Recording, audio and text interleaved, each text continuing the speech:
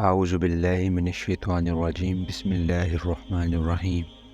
اے نبی، مومنوں کو جنگ پر ابھارو۔ اگر تم میں سے 20 آدمی صابر ہوں تو وہ 200 پر غالب آئیں گے، اور اگر 100 آدمی ایسے ہوں تو منکرین حق میں سے 1000 آدمیوں پر بھاری رہیں گے، کیونکہ وہ ایسے لوگ ہیں جو سمجھ نہیں رکھتے۔ آج کل کی اصطلاح میں جس چیز کو قوت اخلاقی کہتے ہیں، اللہ تعالیٰ نے اسی کو فقہ و فہم اور سمجھ بوجھ سے تعبیر کیا ہے، اور یہ لفظ اس مفہوم کے لیے جدید اصطلاح سے زیادہ سائنٹیفک ہے۔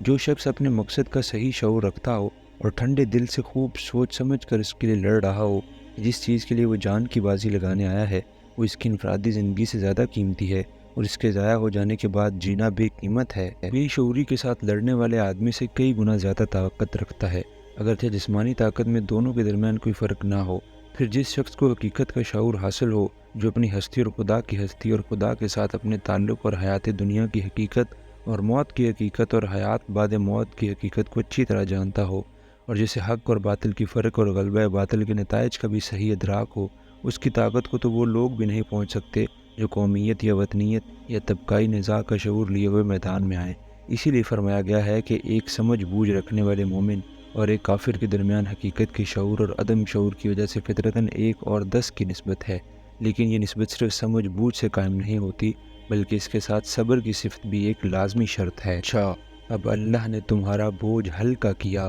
اور اسے معلوم ہوا کہ ابھی تم میں کمزوری ہے، پس اگر تم میں سے 100 آدمی صابر ہوں تو وہ 200 پر، اور 1000 آدمی ایسے ہوں تو وہ 2000 پر اللہ کے حکم سے غالب آئیں گے۔ اللہ ان لوگوں کے ساتھ ہے جو صبر کرنے والے ہیں۔ اس کا مطلب یہ نہیں ہے کہ پہلے 1 اور 10 کی نسبت تھی اور اب چونکہ تم میں کمزوری آ گئی ہے اس لیے 1 اور 2 کی نسبت قائم کر دی گئی ہے، بلکہ اس کا صحیح مطلب یہ ہے کہ اصولی اور معیاری حیثیت سے تو اہل ایمان اور کفار کے درمیان 1 اور 10 ہی کی نسبت ہے، لیکن چونکہ ابھی تم لوگوں کی اخلاقی تربیت مکمل نہیں ہوئی ہے اور ابھی تک تمہارا شعور اور تمہاری سمجھ بوجھ کا پیمانہ بلوغ کی حد کو نہیں پہنچا ہے، اس لیے سر دست برسبیل تنزل تم سے یہ مطالبہ کیا جاتا ہے کہ اپنے سے 2 گنی طاقت سے ٹکرانے میں تو تمہیں کوئی تامل نہ ہونا چاہیے۔ خیال رہے کہ یہ ارشاد 2 ہجری کا ہے، جبکہ مسلمانوں میں بہت سے لوگ ابھی تازہ ہی داخل اسلام ہوئے تھے اور ان کی تربیت ابتدائی حالت میں تھی۔ بعد میں جب نبی صلی اللہ علیہ وسلم کی رہنمائی میں یہ لوگ پختگی کو پہنچ گئے تو پھر الواقع ان کے اور کفار کے درمیان 1 اور 10 ہی کی نسبت قائم ہو گئی، چنانچہ نبی صلی اللہ علیہ وسلم کے آخری عہد اور خلفۂ راشدین کے زمانے کی لڑائیوں میں بارہا اس کا تجربہ ہوا ہے۔ نبی کے لیے یہ زیبا نہیں ہے کہ اس کے پاس قیدی ہوں جب تک کہ وہ زمین میں دشمنوں کو اچھی طرح کچل نہ دے۔ تم لوگ دنیا کے فائدے چاہتے ہو، حالانکہ اللہ کے پیش نظر آخرت ہے، اور اللہ غالب اور حکیم ہے۔ اگر اللہ کا نوشتہ پہلے نہ لکھا جا چکا ہوتا تو جو کچھ تم لوگوں نے لیا ہے اس کی پاداش میں تم کو بڑی سزا دی جاتی، بس جو کچھ تم نے مال حاصل کیا ہے اسے کھاؤ کہ وہ حلال اور پاک ہے، اور اللہ سے ڈرتے رہو، یقیناً اللہ درگزر کرنے والا اور رحم فرمانے والا ہے۔ اس آیت کی تفسیر میں اہل تاویل نے جو روایت بیان کی ہیں وہ یہ ہیں کہ جنگ بدر میں لشکر قریش کے جو لوگ گرفتار ہوئے تھے ان کے متعلق بعد میں مشورہ ہوا کہ ان کے ساتھ کیا سلوک کیا جائے۔ حضرت ابوبکر نے رائے دی کہ فدیہ لے کر چھوڑ دیا جائے، اور حضرت عمر نے کہا کہ قتل کر دیا جائے۔ نبی صلی اللہ علیہ وسلم نے حضرت ابوبکر کی رائے قبول کی اور فدیے کا معاملہ طے کر لیا۔ اس پر اللہ تعالیٰ نے آیات بطور عتاب نازل فرمائیں، مگر مفسرین آیت کے اس فکرے کی کوئی معقول تعویل نہیں کر سکے کہ اگر اللہ کا نوشتہ پہلے نہ لکھا جا چکا ہوتا۔ وہ کہتے ہیں کہ اس سے مراد تقدیر الہی ہے، یا یہ کہ اللہ تعالیٰ پہلے ہی یہ ارادہ فرما چکا تھا کہ مسلمانوں کے لیے غنائم کو حلال کر دے گا، لیکن یہ ظاہر ہے کہ جب تک وہی تشریح کے ذریعے سے کسی چیز کی اجازت نہ دی گئی ہو اس کا لینا جائز نہیں ہو سکتا۔ نبی صلی اللہ علیہ وسلم سمیت پوری اسلامی جماعت اس تعویل کی روح سے گناہ گار قرار پاتی ہے، اور ایسی تعویل کو اخبار احاد کے اعتماد پر قبول کر لینا ایک بڑی ہی سخت بات ہے۔ میرے نزدیک اس مقام کی صحیح تفسیر یہ ہے کہ جنگ بدر سے پہلے سورہ محمد میں جنگ کے متعلق جو ابتدائی ہدایات دی گئی تھیں ان میں یہ ارشاد ہوا تھا کہ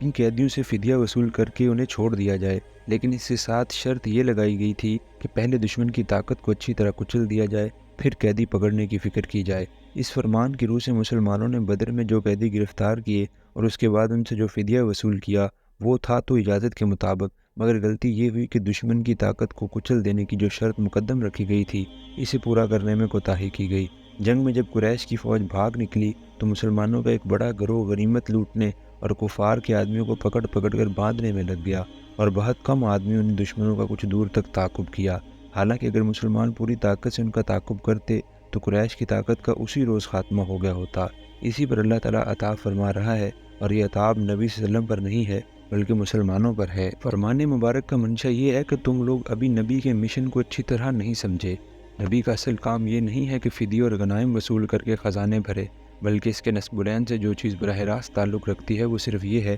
کفر کی طاقت ٹوٹ جائے، مگر تم لوگوں پر بار بار دنیا کا لالچ غالب ہو جاتا ہے۔ پہلے دشمن کی اصل طاقت کے بجائے قافلے پر حملہ کرنا چاہا، پھر دشمن کا سر کچلنے کے بجائے غنیمت لوٹنے اور قیدی پکڑنے میں لگ گئے، پھر غنیمت پر جھگڑنے لگے۔ اگر ہم پہلے فدیہ وصول کرنے کی اجازت نہ دے چکے ہوتے تو اس پر تمہیں سخت سزا دیتے۔ خیر، اب جو کچھ تم نے لے لیا وہ کھا لو، مگر آئندہ ایسی روش سے بچتے رہو جو خدا کے نزدیک ناپسندیدہ ہے۔ اس وقت مجاہدین اسلام مالی غنیمت لوٹنے اور کفار کے آدمیوں کو پکڑ پکڑ کر باندھنے میں لگے ہوئے تھے۔ نبی صلی اللہ علیہ وسلم نے دیکھا کہ حضرت سعد بن معاذ کے چہرے پر کچھ کراہت کے آثار ہیں۔ حضور نے ان سے دریافت فرمایا کہ اے سعد، معلوم ہوتا ہے کہ لوگوں کی یہ کارروائی تمہیں پسند نہیں آ رہی ہے۔ انہوں نے عرض کیا، جی ہاں یا رسول اللہ، یہ پہلا معرکہ ہے جس میں اللہ تعالیٰ نے اہل شرک کو شکست دلوائی ہے۔ اس موقع پر انہیں قیدی بنا کر ان کی جانیں بچا لینے سے زیادہ بہتر یہ تھا کہ ان کو خوب کچل ڈالا جاتا۔ اے نبی، تم لوگوں کے قبضے میں جو قیدی ہیں ان سے کہو، اگر اللہ کو معلوم ہوا کہ تمہارے دلوں میں کچھ خیر ہے تو وہ تمہیں اس سے بڑھ چڑھ کر دے گا جو تم سے لیا گیا ہے، اور تمہاری خطائیں معاف کرے گا۔ اللہ درگزر کرنے والا اور رحم فرمانے والا ہے۔ لیکن اگر وہ تیرے ساتھ خیانت کا ارادہ رکھتے ہیں تو اس سے پہلے وہ اللہ تعالیٰ کے ساتھ خیانت کر چکے ہیں، چنانچہ اس کی سزا اللہ نے انہیں دی کہ وہ تیرے قابو میں آ گئے۔ اللہ سب کچھ جانتا ہے اور حکیم ہے۔ جن لوگوں نے ایمان قبول کیا اور ہجرت کی اور اللہ کی راہ میں اپنی جانیں لڑائیں، اپنے مال کھپائے، اور جن لوگوں نے ہجرت کرنے والوں کو جگہ دی اور ان کی مدد کی، وہی دراصل ایک دوسرے کے ولی ہیں۔ رہے وہ لوگ جو ایمان تو لے آئے مگر ہجرت کر کے دارالاسلام میں آ نہیں گئے، تو ان سے تمہارا ولایت کا کوئی تعلق نہیں ہے جب تک کہ وہ ہجرت کر کے نہ آ جائیں۔ یہ آیت اسلام کے دستوری قانون کی ایک اہم دفعہ ہے۔ اس میں اصول مقرر کیا گیا ہے کہ ولایت کا تعلق صرف ان مسلمانوں کے درمیان ہوگا جو یا تو دارالاسلام کے باشندے ہوں یا اگر باہر سے آئیں تو ہجرت کر کے آ جائیں۔ باقی رہے وہ مسلمان جو اسلامی ریاست کی حدود ارضی سے باہر ہوں تو ان کے ساتھ مذہبی اخوت تو ضرور قائم رہے گی لیکن ولایت کا تعلق نہ ہوگا، اور اسی طرح ان مسلمانوں سے بھی یہ تعلق ولایت نہ رہے گا جو ہجرت کر کے نہ آئیں بلکہ دارالکفر کی رعایا ہونے کی حیثیت سے دارالاسلام میں آئیں۔ ولایت کا لفظ عربی زبان میں حمایت، نصرت، مددگاری، پشتی بانی، دوستی، قرابت، سرپرستی اور اس سے ملتے جلتے مفہومات کے لیے بولا جاتا ہے، اور اس آیت کے سیاق و سباق میں صریح طور پر اس سے مراد وہ رشتہ ہے جو ایک ریاست کا اپنے شہریوں سے اور شہریوں کا اپنی ریاست سے اور خود شہریوں کا آپس میں ہوتا ہے۔ بس یہ آیت دستوری اور سیاسی ولایت کو اسلامی ریاست کی ارضی حدود تک محدود کر دیتی ہے اور ان حدود سے باہر کے مسلمانوں کو اس مخصوص رشتے سے خارج قرار دیتی ہے۔ اس عدم ولایت کے قانونی نتائج بہت وسیع ہیں جن کی تفصیلات بیان کرنے کا یہاں موقع نہیں ہے۔ مثال کے طور پر صرف اتنا اشارہ کافی ہوگا کہ اسی عدم ولایت کی بنا پر دارالکفر اور دارالاسلام کے مسلمان ایک دوسرے کے وارث نہیں ہو سکتے، ایک دوسرے کے قانونی ولی نہیں بن سکتے، باہم شادی بیاہ نہیں کر سکتے، اور اسلامی حکومت کسی ایسے مسلمان کو اپنے ہاں ذمہ داری کا منصب نہیں دے سکتی جس نے دارالکفر سے شہریت کا تعلق نہ توڑا ہو۔ علاوہ بریں یہ آیت اسلامی حکومت کی خارجی سیاست پر بھی بڑا اثر ڈالتی ہے۔ اس کی روح سے دولت اسلامیہ کی ذمہ داری ان مسلمانوں تک محدود ہے جو اس کے حدود کے اندر رہتے ہیں۔ باہر کے مسلمانوں کے لیے کسی ذمہ داری کا بار اس کے سر نہیں ہے۔ یہی وہ بات ہے جو نبی صلی اللہ علیہ وسلم نے اس حدیث میں فرمائی ہے کہ میں کسی ایسے مسلمان کی حمایت و حفاظت کا ذمہ دار نہیں ہوں جو مشرکین کے درمیان رہتا ہو۔ اس طرح اسلامی قانون نے اس جھگڑے کی جڑ کاٹ دی ہے جو بالعموم بین الاقوامی پیچیدگیوں کا سبب بنتا ہے، کیونکہ جب کوئی حکومت اپنے حدود سے باہر رہنے والے بعض اقلیتوں کا ذمہ اپنے سر لے لیتی ہے تو اس کی وجہ سے ایسی الجھنیں پڑ جاتی ہیں وہ بار بار کی لڑائیاں بھی نہیں سلجھا سکتی۔